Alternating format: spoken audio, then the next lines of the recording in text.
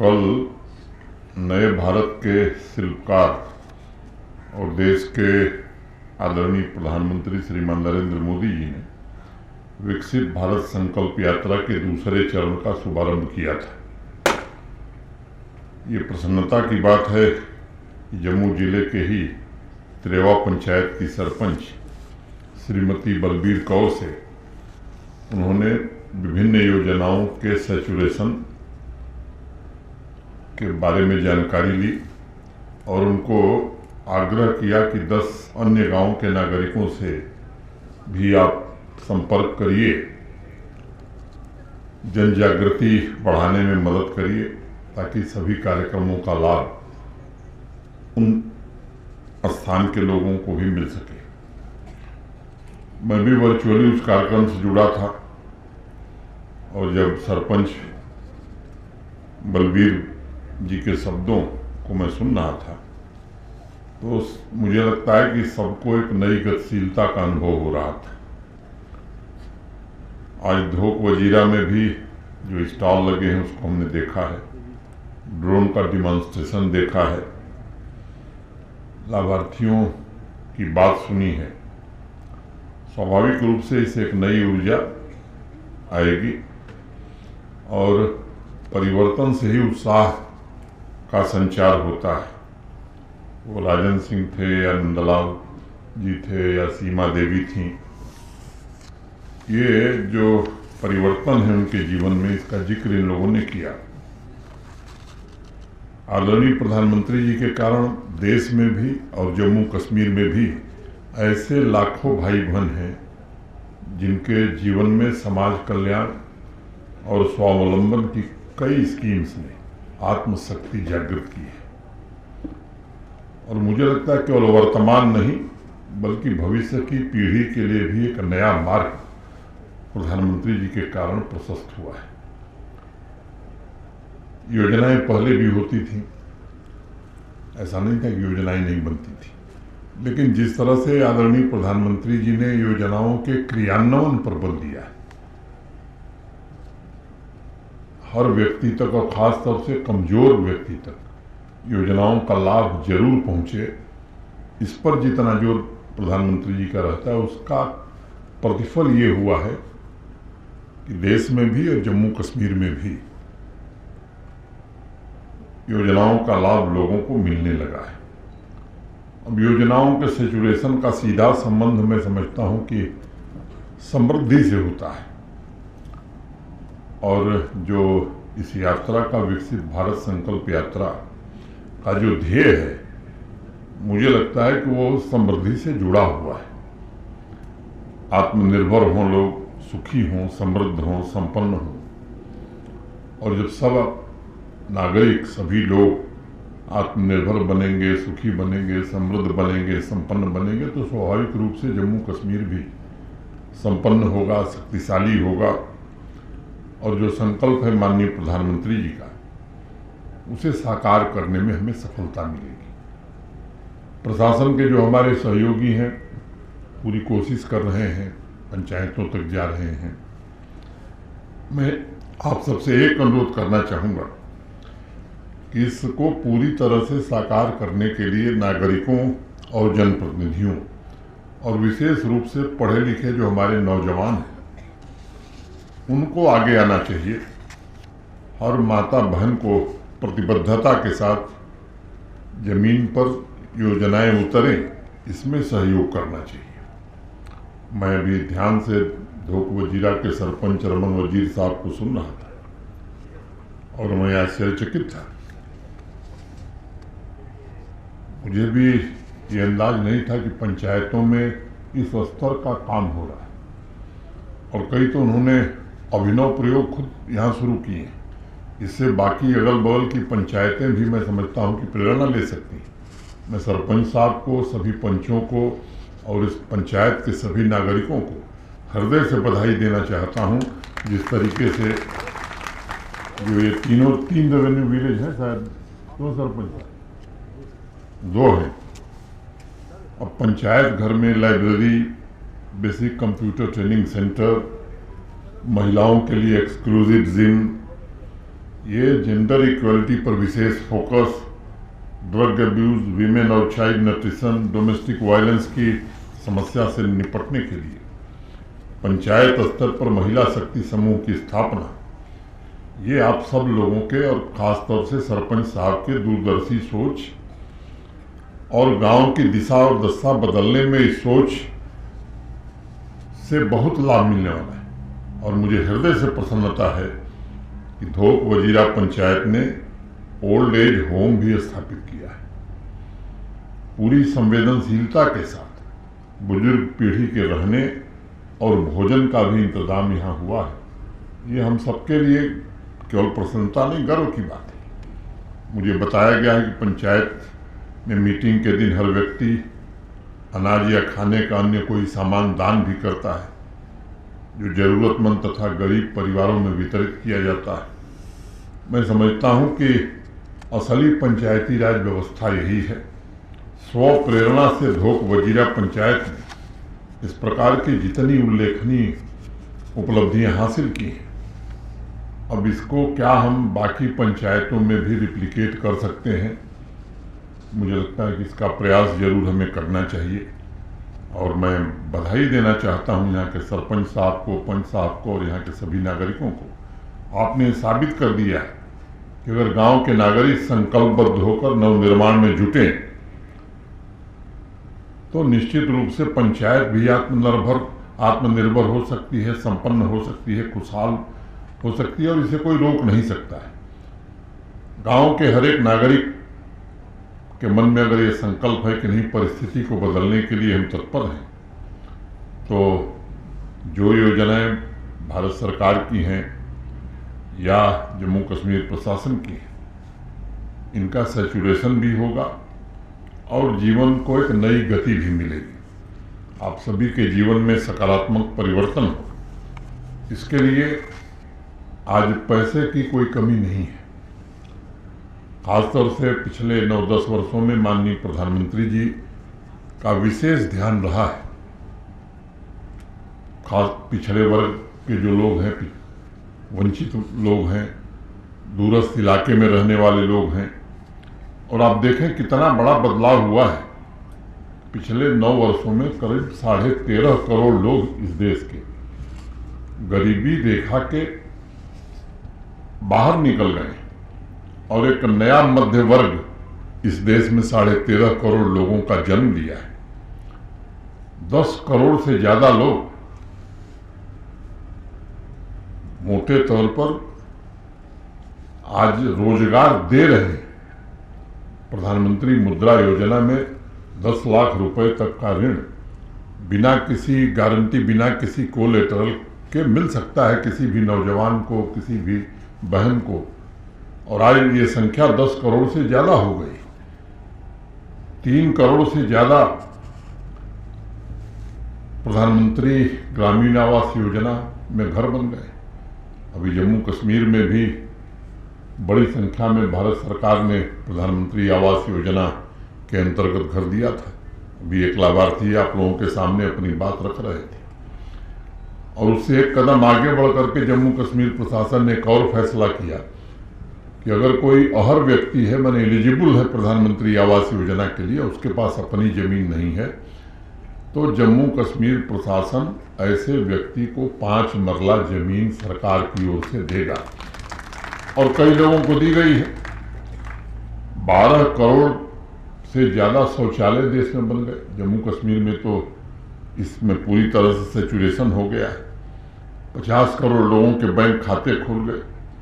और पिछले 9 वर्षों में वो किसान हो या गरीब आदमी हो, सीधे 25 लाख करोड़ से ज्यादा धन लोगों के खाते में बिना किसी भ्रष्टाचार के भारत सरकार और माननीय प्रधानमंत्री जी के कारण पहुंचाई जा चुकी है। ये एक बहुत बड़ी राहत है। ये जितने आंकड़े हैं, मैं समझता हूं कि ये इसके प्रमाण है कि अगर एक पात्र नागरिक को सही तरीके से योजनाओं से जोड़ दिया जाए तो गांव और शहर का हर नागरिक अधिकार संपन्न बन सकता है। और समाज के अंतिम छोर पर जो खड़ा है व्यक्ति, वो भी मुख्य धारा से जुड़कर स्वावलंबी बन सकता है। और इसलिए मैं बार बार इस बात का आग्रह करता हूं कि हर एक वंचित परिवार, हर एक पात्र नागरिक तक हम योजनाओं का लाभ पहुंचाएं, चाहे वो हमारी बहन हो, हमारा युवा हो, किसान हो और गरीब आदमी। इनको जितनी ताकत हम देंगे, मैं समझता हूं कि उतना जल्दी विकसित भारत का संकल्प हम पूरा कर सकेंगे। ये एक बड़ा लक्ष्य रखा है प्रधानमंत्री जी ने। कोशिश प्रशासन भी करेगा कि योजनाओं के लाभ से यदि कोई वंचित है तो उसे हम जल्दी से जल्दी ऐसे व्यक्ति तक लाभ पहुंचाएं। इसकी ईमानदार कोशिश प्रशासन की ओर से हो रही है। वैसे तो 26 जनवरी तक ये जो आप देख रहे हैं हमारा संकल्प विकसित भारत का रथ जो आपके सामने खड़ा है, देश भर में चलेगा। अब इन 26 जनवरी तक हम लोग कोशिश करेंगे, हमारे प्रशासन के सहयोगी, कि गांव में रहने वाला व्यक्ति हो, शहर में रहने वाला व्यक्ति हो, इन सभी योजनाओं का लाभ अगर कोई बच गया है तो उसे जरूर मिल जाए। विकसित भारत संकल्प यात्रा द्वारा केवल प्रशासन नहीं, हम सबको मिलकर के तय करना है कि आने वाले 25 वर्षों की यात्रा में भारत को कहां पहुंचना है। इसका एक स्पष्ट खाका, एक रोड मैप निश्चित रूप से ये योजनाएं भी सुनिश्चित करेंगी। मैं धोक वजीरा के सरपंच साहब, पंच साहब और नागरिकों से आग्रह करूंगा कि सर्व समावेशी विकास में योगदान देने के लिए अपने आसपास के पंचायत में यहाँ की बेस्ट प्रैक्टिसेस को बताने की जरूरत है। सरपंच साहब से मैं अनुरोध करूंगा और इसके कारण बड़ा लाभ हो सकता है। कल माननीय प्रधानमंत्री जी कह रहे थे कि इस विकास रथ की पहचान अब मोदी की गारंटी वाली गाड़ी बन चुकी है। यह पहचान अब लोगों के जीवन में स्थायी समाधान लाने में समर्थ हुई है। ठाकुर रघुनाथ सिंह जी एक डोगरी के कवि थे। उन्होंने 2 पंक्तियां लिखी कि दबिए ढोल बजाए जाया, डोगरा देश जगाए जाया। जिस तरह कवि ने ढोली से गगनभेदी सुरों की कामना करके देश को जागृत करने का आह्वान किया था, मैं समझता हूं कि ये रथ भी उसी तरह समाज के हर एक युवा को, प्रबुद्ध वर्ग को, हर बहन को दृढ़ निश्चय के साथ जागृत करेगा और ये विकास रथ की गूंज और उसके लाभ जन जन तक पहुंचाने में हमें सफलता मिलेगी। हर एक पात्र ग्रामीण नागरिक आयुष्मान भारत और सेहत से जुड़ेगा। पीएम गरीब कल्याण अन्न योजना फिर 5 साल के लिए बढ़ा दी गई है। नेशनल रूरल लाइवलीहुड मिशन से जुड़ेंगी बहनें हमारी। पीएम आवास योजना के जो लाभार्थी हैं, जो एलिजिबल लोग हैं, उन्हें दिया जा चुका है। उज्ज्वला योजना का लाभ भी पूरी तरह से मिल गया है। कोई बचा है, मुझे बताएगा कि 10 लोगों ने आवेदन किया। उन 10 लोगों को भी एलपीजी कनेक्शन दिया जा रहा है और मुफ्त में दिया जा रहा है और रेगुलेटर और पाइप भी मुफ्त का मिल रहा है। जल जीवन मिशन का काम अभी बताया सरपंच साहब ने कि चल रहा है, वो पूरा होने वाला है। कुछ ऐसी योजनाएं हैं जिनका लाभ हम नहीं उठाते। अब उसमें मैं अनुरोध करूंगा सरपंच साहब से कि चाहे वो अटल पेंशन योजना हो, सुरक्षा बीमा योजना हो या जीवन ज्योति बीमा योजना हो, ऐसे किसानों के लिए बीमा की योजना है। उसमें हमको बड़ा कम हिस्सा देना होता है और हमारे जीवन को एक बड़ा सुरक्षा कवच मिलता है। सामान्य रूप से होता क्या है कि जिसमें हमको भी कुछ लगाना हो, उस ऐसी योजना से लोग भागते हैं। लेकिन एक बार विचार करें, एक अभियान चला करके अगर इन योजनाओं में संख्या हम बढ़ा सकेंगे तो मैं समझता हूं कि ढेर सारे लोगों का जीवन बदल सकता है। माननीय प्रधानमंत्री जी विशेष रूप से कह रहे हैं कि सरपंच साहब लोग, पंच साहब लोग और यहाँ के नागरिक अधिक से अधिक संख्या में शामिल हों और इससे लाभ होने वाला है। आपकी जानकारी भी बढ़ेगी, अगर किसी लाभ से आप वंचित रह गए हैं तो उसके लिए आप प्रशासन के हमारे सहयोगियों को कह भी सकते हैं। अब इस अभियान को इस गति से आगे बढ़ाना है कि अधिक से अधिक लोगों की भागीदारी इसमें हो। 2 दिन मौसम प्रतिकूल था, मुझे बताया गया कि स्वाभाविक है मौसम प्रतिकूल होगा तो लोगों को आने में कठिनाई होगी। आज भगवत कृपा से मौसम भी ठीक हुआ है तो संख्या भी बढ़ गई है। ये पीएम स्वनिधि हो, PM Vishwakarma, PM Ujjwala, PM Mudra loan, startup India, stand up India, Ayushman Bharat, ये सभी जो योजनाएं हैं अब हम लाभ ले लेते हैं, लेकिन जब थोड़ा वक्त निकाल करके स्वागत करने की बात आती है तो हम घर बैठ जाते हैं।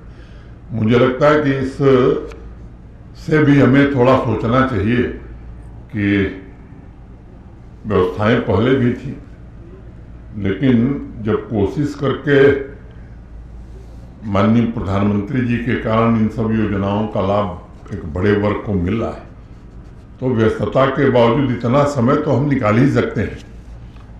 और मुझे लगता है कि डिजिटल पेमेंट में जिस तरह से रुचि बढ़ी है, जन औषधि केंद्र की बड़ी संख्या में वृद्धि हो रही है, मैं आप सबको धन्यवाद देता हूं। लेकिन मैं एक बात कह सकता हूं कि आज असीमित अवसर उपलब्ध है। जहां तक जम्मू कश्मीर प्रशासन का सवाल है तो मोटे तौर पर भारत सरकार और जम्मू कश्मीर प्रशासन में कोई अंतर है नहीं। जो योजनाएं भारत सरकार बनाती है वो हमारा कर्तव्य है, हमारी जिम्मेदारी है कि उन योजनाओं का सैचुरेशन 100% किया जाए।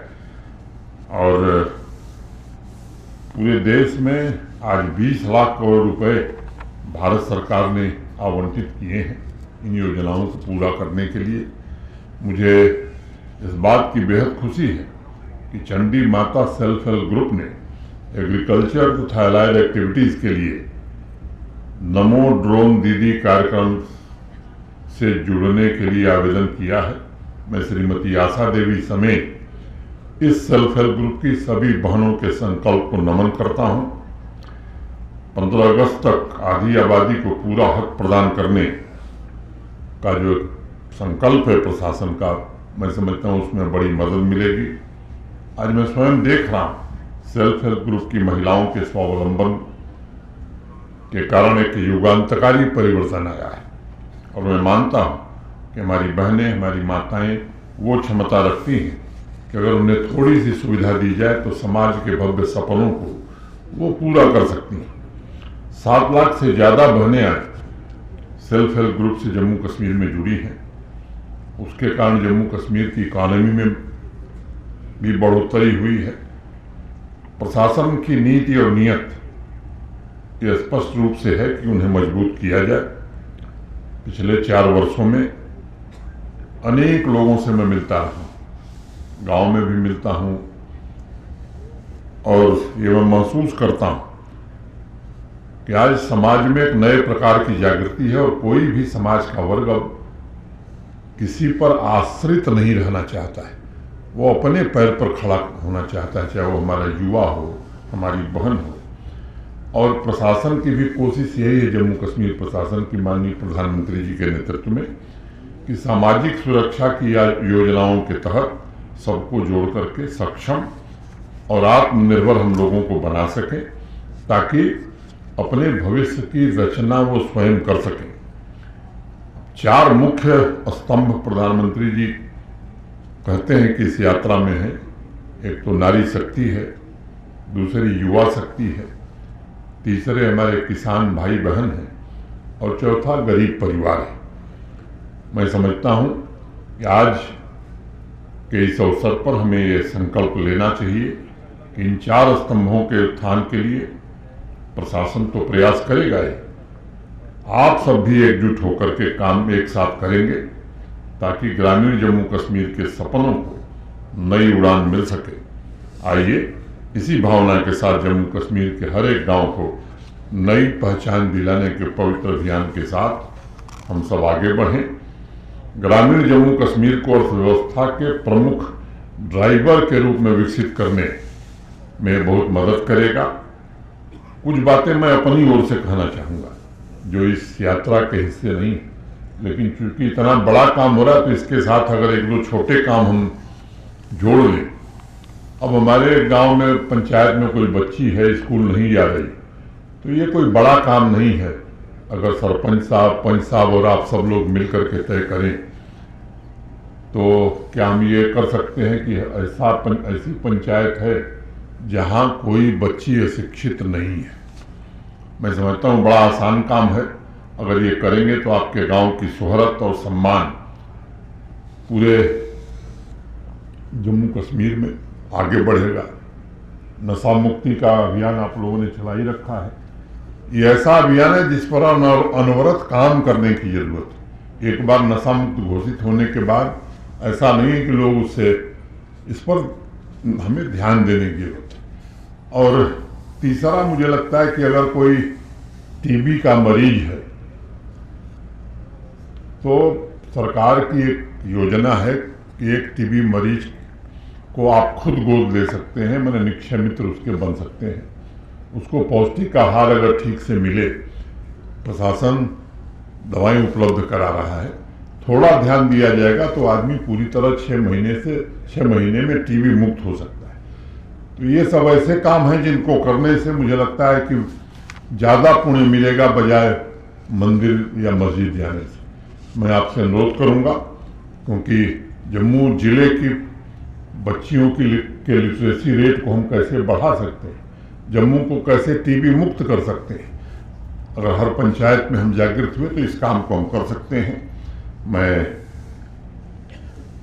आप सबके प्रति हृदय से कृतज्ञता ज्ञापित करते हुए इन संकल्पों को साकार करने के लिए आपसे अनुरोध करता हूं, और कर्तव्यों का निर्वहन अगर हम सब ईमानदारी से करेंगे तो जरूर लक्ष्य हम प्राप्त करेंगे। मैं फिर से एक बार अपने को सौभाग्यशाली मानता हूं कि ऐसी पंचायत में आने का अवसर मिला जहां कई नए प्रयोग शुरू हुए हैं। आप सबको बहुत बहुत धन्यवाद। जय हिंद, जय भारत।